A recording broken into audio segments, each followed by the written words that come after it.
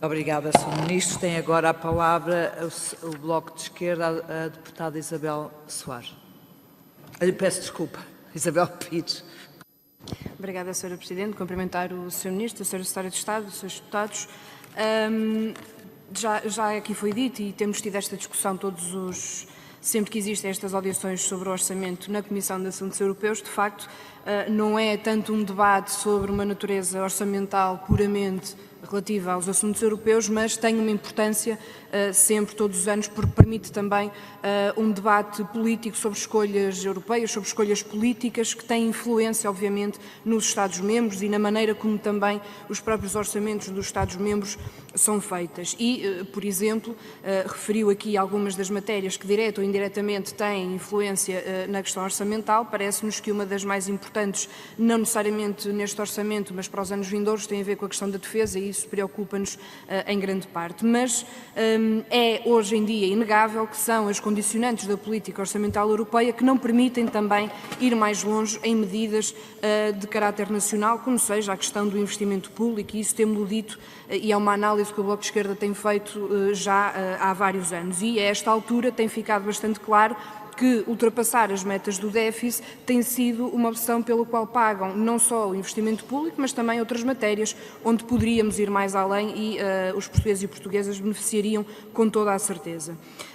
Obviamente que nesta matéria ter um Ministro das Finanças que também é Presidente do Eurogrupo não está a ajudar a um debate mais aprofundado sobre de que forma é que poderíamos fazer diferente relativamente a esta questão das regras europeias, em que aqui o síndrome do bom aluno é levado ao extremo. Mas também não é apenas a questão do déficit, temos também o problema da dívida e,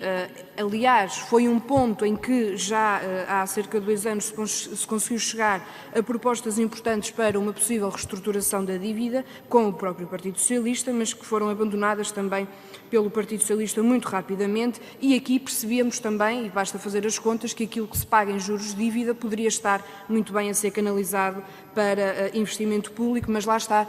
os orçamentos são feitos de escolhas políticas, a política europeia é exatamente isso, é feita de escolhas e continuamos a querer fazer esse debate e continuamos empenhados nesse debate. Outra questão que já foi aqui referida, que tem estado também em cima neste debate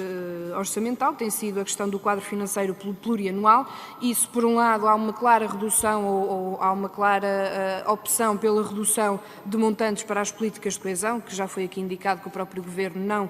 acompanha necessariamente esta posição. Por outro lado, há um aumento significativo em matérias de defesa e políticas militaristas, e isto, em linhas muito gerais, são algumas das principais características das escolhas políticas do próximo quadro financeiro, ou pelo menos aquelas que têm tido um maior impacto do ponto de vista do debate público. E isso, para nós, é preocupante, porque se trata, efetivamente, de novas estratégias. Aliás, o próprio Presidente Juncker deu essa indicação, que justificava estes cortes com a necessidade de inclusão de novas estratégias para a União Europeia. O problema é se concordamos ou não com estas novas estratégias, com a maneira como elas estão a ser implementadas. Estas escolhas também por políticas militares ou militarizadas, também não só do ponto de vista da defesa da União Europeia, mas também ligadas a um debate sobre migrações que tem sido bastante óbvio, especialmente por parte de alguns governos, é preocupante e significa, do nosso ponto de vista, uma cedência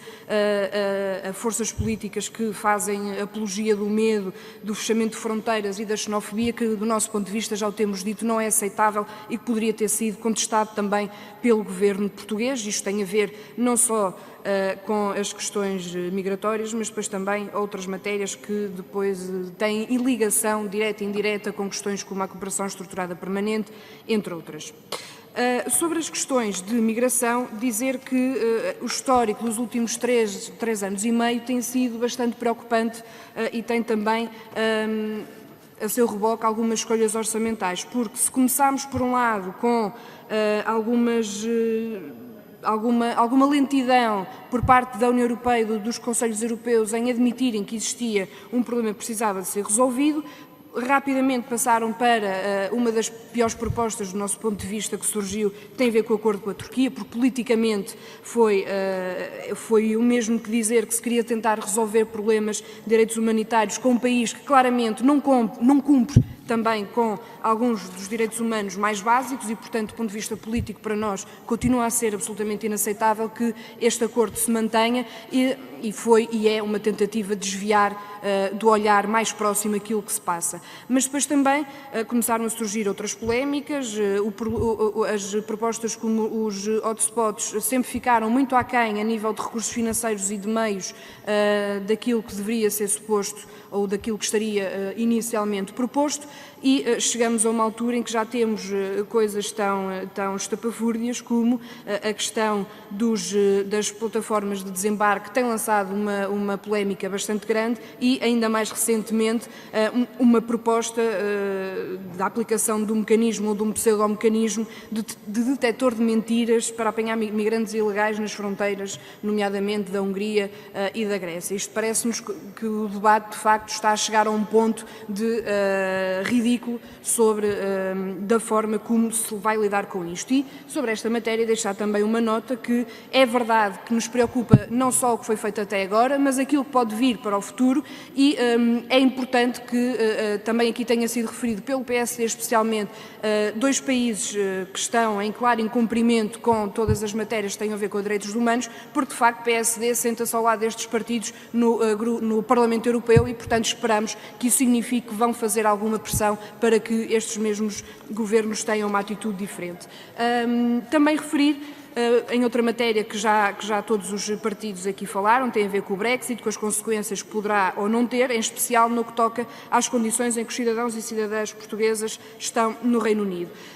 Não vou alongar muito porque já sabemos qual é que é o posicionamento agora. Existe, ou pelo menos a parte no que toca aos cidadãos está aparentemente fechado. No entanto, aquilo que se sabe é que existe um compromisso de Theresa May de que, caso tudo corra mal, isto se manterá. No entanto, nada disto está escrito, nada disto está assinado. Ainda assim, nada nos garante efetivamente que assim seja, a não ser um compromisso por parte da Primeira-Ministra britânica, se, ainda assim, na altura, tiver o apoio interno para se manter também em funções. Portanto, neste momento há muitas variáveis em cima da mesa e nada nos pode descansar e fazer dizer que temos a certeza absoluta de que o acordo para os cidadãos se mantém. E por isso mesmo achamos que é relevante que exista um debate sobre planos de contingência, ainda agora na sua última intervenção referiu esta questão dos planos de contingência, e a questão que deixávamos era de que maneira é que este plano de contingência será feito ou como é que estará a ser visionado por parte do Governo, se tem a ver com, do ponto de vista diplomático, do reforço ou não nos consulados para auxílio mais imediato aos cidadãos portugueses, de que forma é que, o que é que significa quando o Governo diz, o Sr. Ministro diz que estão preparados para todos os cenários.